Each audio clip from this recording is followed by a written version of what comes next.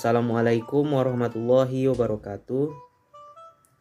Baiklah, pada kesempatan kali ini kami akan mempresentasikan hasil dari diskusi kami, yaitu terkait materi tentang solar cell, yang mana materi ini berasal dari mata kuliah konsep dasar energi baru dan terbarukan dengan dosen pengampu Bapak Andre Kurniawan. Sebelum masuk ke materi, perkenalkan, saya Saif Akhtar Ramadan dengan NIM 22338029. Di sini saya bertindak sebagai moderator. Baiklah, tidak berlama-lama, langsung saja kita masuk ke materi pertama, yaitu pendahuluan. Solar cell adalah perangkat semikonduktor yang mengubah energi cahaya matahari atau mengubah energi cahaya matahari langsung menjadi energi listrik melalui efek fotovoltaik. Namun, selain memanfaatkan cahaya matahari langsung, energi matahari juga dapat dimanfaatkan melalui panas yang dihasilkannya. Teknologi ini biasa dikenal sebagai pembangkit listrik tenaga surya termal. Proses pada solar cell tanpa perlu mekanisme bergerak atau reaksi kimia, yang menjadikannya salah satu teknologi energi terbarukan yang sangatlah bersih dan juga efisien. Prinsip kerja dari panel surya fotovoltaik yaitu mengubah foton cahaya langsung menjadi listrik melalui efek fotovoltaik pada material semikonduktor yang biasanya silikon. Panel surya ini memanfaatkan spektrum cahaya tampak sehingga pada panel surya fotovoltaik ini tidak memanfaatkan panas. Sedangkan pembangkit listrik tenaga surya termal, prinsip kerjanya menggunakan cermin atau lensa untuk mengonsentrasikan sinar matahari guna menghasilkan panas yang tinggi. Jadi panas ini kemudian digunakan untuk menghasilkan uap yang menggerakkan turbin dan generator listrik. Panel surya ini biasanya memanfaatkan panas atau energi termal dari sinar matahari. Jadi penyerapan fluida seperti minyak termal, garam cair atau udara dipanaskan pada suhu tinggi oleh sinar matahari yang terkonsentrasi. Energi panas dapat disimpan dalam tangki berisi bahan penyimpanan panas, misalnya garam cair, untuk digunakan saat sinar matahari tidak tersedia. Kemudian materi selanjutnya yaitu tentang jenis-jenis dari solar cell. Yang pertama yaitu ada monokristalin, yang kedua ada polikristalin, dan yang ketiga ada amorph. Untuk yang pertama yaitu monokristalin merupakan sel surya yang terbuat dari silikon kristal tunggal yang sangat murni, yang mana kelebihan dari sel surya monokristalin ini yaitu diantaranya efisiensinya tinggi, yang mana dapat mencapai efisiensi 22-27% dalam produksi massal. Kemudian performa baik dalam kondisi cahaya rendah, umur pakainya panjang yang biasanya dengan garansi 25-30 tahun. Kemudian membutuhkan ruang yang lebih sedikit karena efisiensinya yang tinggi. Di balik kelebihan tentu ada kekurangan dari sel surya monokristalin ini. Di antara kekurangannya yaitu harganya lebih mahal dibandingkan jenis lain. Kemudian produksi menghasilkan lebih banyak limbah silikon. Lalu performa dapat menurun sedikit pada suhu yang tinggi. Kemudian lanjut ke sel surya yang kedua atau jenis sel surya yang kedua yaitu sel surya polikristalin, di mana sel surya ini terbuat dari beberapa kristal silikon yang digabungkan. Yang mana kelebihannya diantaranya biaya produksinya lebih rendah dibandingkan dengan monokristalin. Proses pembuatannya menghasilkan lebih sedikit limbah silikon dan performanya lebih baik pada suhu tinggi dibandingkan monokristalin. Namun kekurangannya efisiensinya lebih rendah, yang biasanya sekitar 15-20% saja. Kemudian membutuhkan ruang yang lebih besar untuk menghasilkan daya yang sama dengan monokristalin. dan umur pakai sedikit lebih pendek dibandingkan monokristalin. Kemudian yang ketiga yaitu atmorph. Sel surya atmorph terbuat dari silikon non-kristal yang diendapkan sebagai lapisan tipis pada berbagai substrat. Yang mana kelebihannya diantaranya fleksibel dan ringan. Yang mana sel surya ini cocok untuk aplikasi portable. Kemudian dapat diproduksi pada suhu rendah dan juga untuk mengurangi biaya produksi. Lalu forma lebih baik dalam kondisi cahaya diffuse atau cahaya indoor. Namun kekurangannya yaitu efisiensinya rendah, yang biasanya efisiensinya hanya sekitar 6-12%. Kemudian degradasi awal yang signifikan dan juga umur pakainya lebih pendek dibandingkan jenis kristal. Baik, sekian pembahasan dari saya. Saya lanjutkan ke rekan saya Surya. Kepada Surya dipersilahkan. Baik, saya Surya Guzman Fitra dengan NIM 22338066. Di sini saya akan melanjutkan materi yang telah disampaikan oleh rekan saya sebelumnya. Di sini saya akan membahas tentang potensi solar cell. Kami mendapatkan data tentang potensi energi baru dan terbarukan Indonesia dengan yang grafik biru yaitu potensi dan grafik oranye yaitu pemanfaatan. Di sini kami mendapatkan data bahwasanya energi dari tenaga surya memiliki potensi yang sangat besar dibandingkan dengan energi baru terbarukan yang lainnya di Indonesia. Berarti di sini nih kita dapat memanfaatkan potensi-potensi yang berada di Indonesia ini, ya, apalagi ya terutama tentang solar cell. Selanjutnya yaitu tentang aplikasi solar cell. Di sini kami telah merangkum tentang aplikasi solar cell itu sendiri. Yang pertama yaitu PLTS, yaitu pembangkit listrik tenaga surya, di mana PLTS ini mengkonversi energi dari energi surya menjadi energi listrik yang dapat disalurkan ke rumah-rumah. Selanjutnya yaitu tentang lampu taman. Lampu taman itu sendiri telah menggunakan energi dari solar cell, di mana untuk lampu taman ini telah diaplikasikan pada kampus kita yaitu Universitas Negeri Padang. Untuk aplikasi selanjutnya yaitu mobil listrik.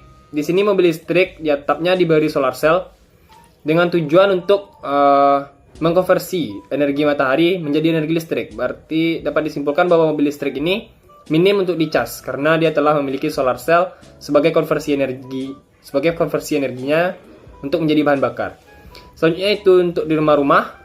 Di beberapa rumah di Indonesia ini telah diberi solar cell di atapnya yang bertujuan untuk mengkonversi energi matahari itu sendiri menjadi energi listrik untuk contohnya sebagai peralatan-peralatan elektronik biasanya, atau lampu-lampu di rumah-rumah. Yang selanjutnya yaitu satelit luar angkasa.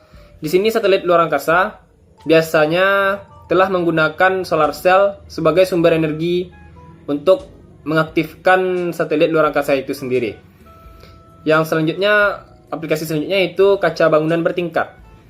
Di sini di Indonesia ini atau di dunia telah menggunakan kaca-kaca bangunan-bangunan tinggi, bangunan kantor-kantor tinggi. Kaca-kacanya telah menggunakan solar cell yang bertujuan untuk menghemat energi itu sendiri, mengkonversi energi matahari menjadi energi listrik untuk keperluan dari bangunan atau kantor-kantor yang telah saya beri penjelasan tadi. Sekian penjelasan dari saya berikan kepada rekan saya. Baiklah, perkenalkan nama saya Faras Syahputra dengan NIM 22738013. Saya akan melanjutkan materi yang telah disampaikan oleh rekan saya. Materi selanjutnya yaitu kinerja dan efisiensi solar cell. Faktor yang mempengaruhi efisiensi yang pertama yaitu sudut sinar matahari. Sinar yang tegak lurus menghasilkan penyerapan energi maksimal, sedangkan sudut miring menurunkan efisiensi. Yang kedua, suhu.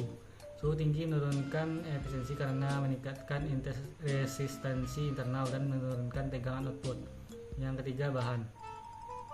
Material seperti silikon monokristalin lebih efisien dibandingkan dengan polikristalin atau tin pilen. Sementara bahan baku seperti perovskite sedang dikembangkan untuk meningkatkan efisiensi.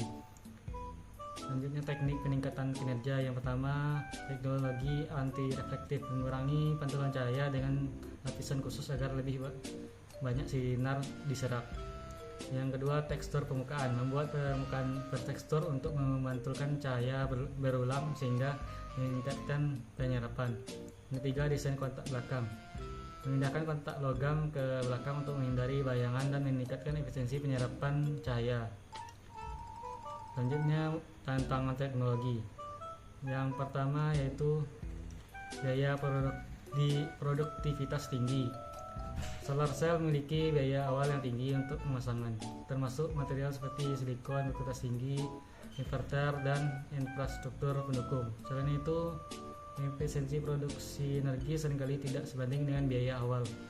Yang kedua, cuaca berawan. Ketika cuaca berawan, intensitas sinar matahari yang mencapai panel surya berkurang drastis. Hal ini menurunkan efisiensi dan produksi energi karena sel surya bergantung pada radiasi matahari langsung untuk menghasilkan listrik. Yang ketiga, suhu terlalu panas. Meski solar cell membutuhkan sinar matahari, suhu yang terlalu panas dapat mengurangi efisiensi panel surya. Kinerja sel surya biasanya menurun pada suhu di atas 25 derajat Celcius karena peningkatan resistensi internal yang menyebabkan penurunan output daya. Yang keempat yaitu hujan dan badai. Cuaca ekstrim seperti hujan lebat dan badai dapat merusak panel surya secara fisik, termasuk retakan pada panel kaca atau kerusakan pada struktur pendukung. Yang kelima yaitu petir. Sambaran petir ini bisa menjadi ancaman serius bagi sistem solar cell, terutama jika pelindung grounding tidak memadai. Yang keenam, kotoran yang menumpuk. Debu, daun, kotoran burung atau polusi yang menumpuk di permukaan panel dapat menghalangi sinar matahari sehingga mengurangi efisiensi solar cell. Selanjutnya yaitu kesimpulan. Teknologi solar cell memiliki potensi besar untuk mengubah landscape energi global dan berkontribusi terhadap upaya mitigasi perubahan iklim. Meskipun masih ada tantangan yang harus diatasi, perkembangan pesat dalam efisien penurunan biaya dan inovasi teknologi menunjukkan bahwa solar cell akan memainkan peran yang semakin penting dalam transisi menuju masa depan energi yang lebih bersih dan berkelanjutan. Materi selanjutnya yaitu tantangan teknologi. Yang pertama yaitu biaya produktivitas tinggi.